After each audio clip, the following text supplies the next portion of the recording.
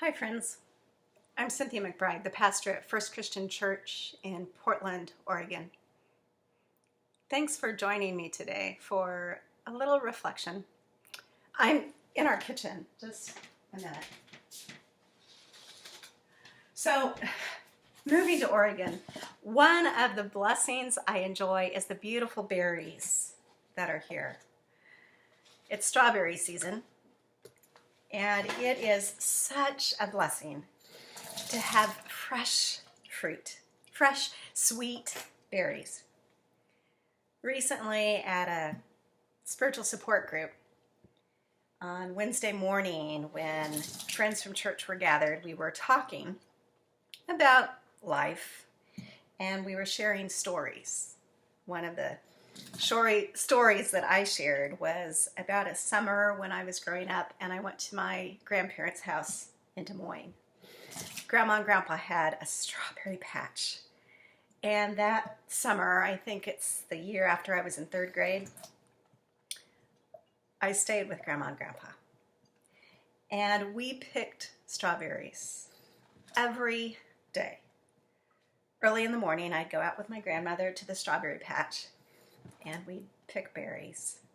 She would trim the stems, wash them, put some in the fridge to eat, and put some in the freezer to enjoy later.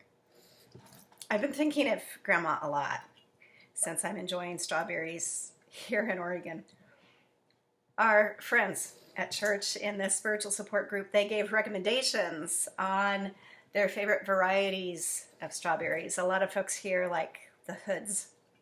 That's what I bought at our local fruit stand, just a few blocks from the house. What a gift it is to have these berries. They're so beautiful and so sweet. I've made a strawberry cake for Charles, and I attempted a strawberry cobbler, though I want to try a different recipe sometime. Berries, like a lot of life, have some variety. This one's a bit mushy.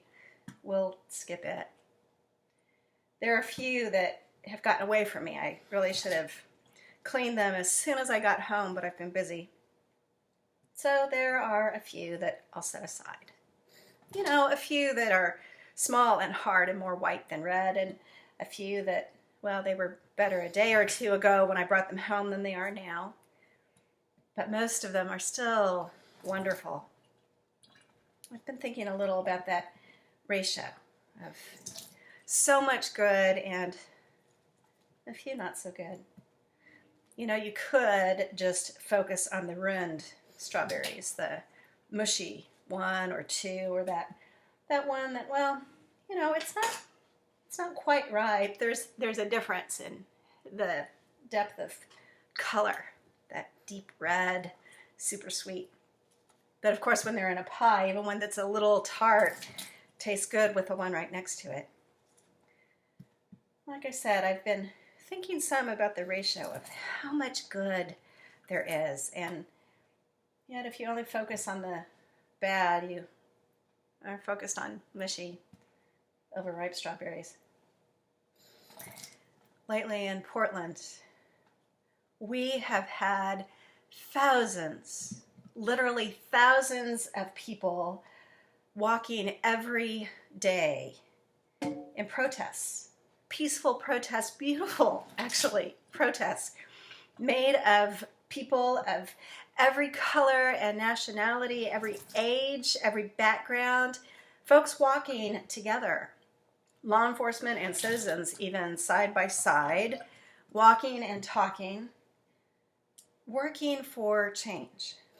The numbers are huge and inspiring. And then late at night, there are a few people, a significantly smaller number, that gather downtown. Some of them are protesters, still carrying on the energy of the day, and some of them, it really seems, are just there to cause mischief, to take advantage of the situation, to antagonize officers, to react in violence, to loot property. I found myself thinking about the ratio. Finding the overabundance of good to be inspiring.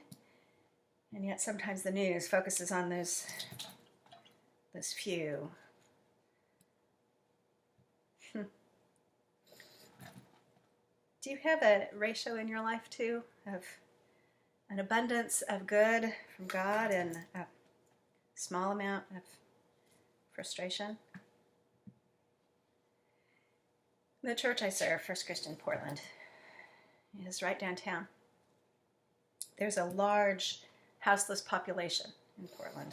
A lot of people, actually, it seems to me, who can't afford housing.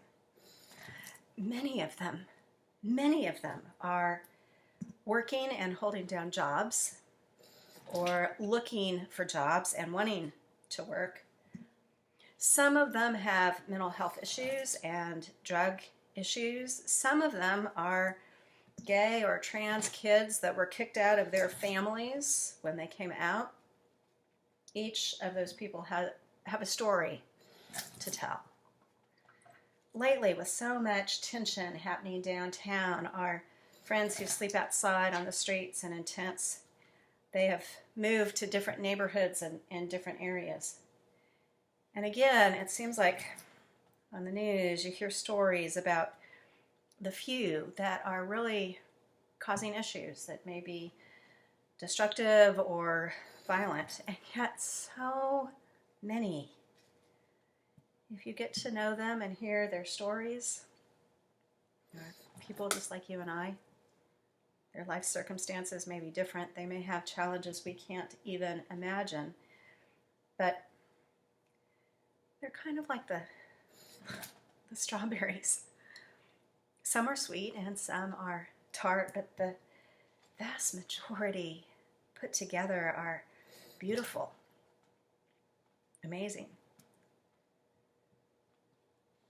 I wonder why it is that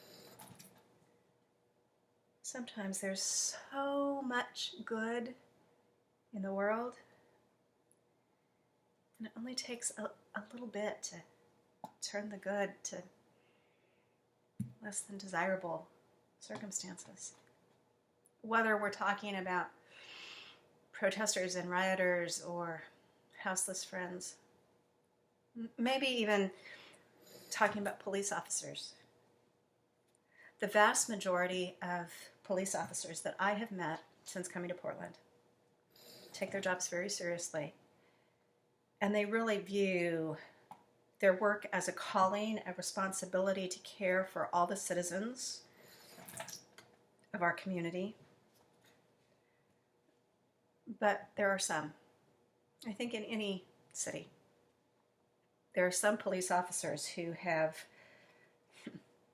maybe gone bad, succumbed to pressure of a system that, well, they're kind of like this mushy strawberry. They're just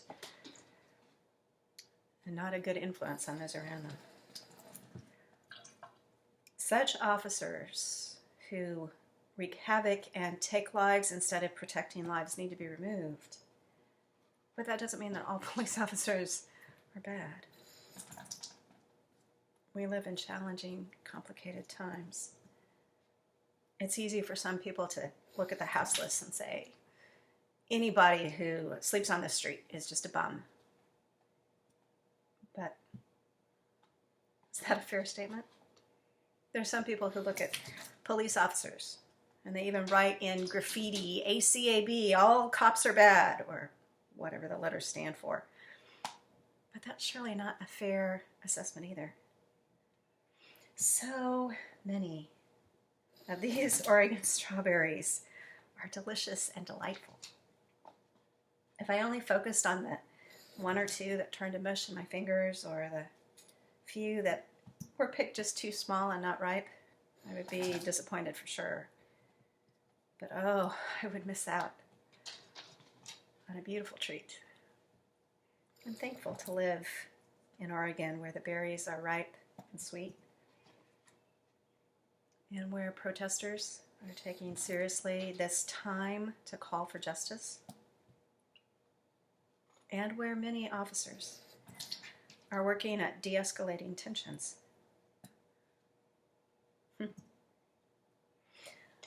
I don't know what the ratio is in your life right now of good and bad. I'm sure that there's some of both, and you can see both. My hope for you is that you have some sweet strawberries to enjoy.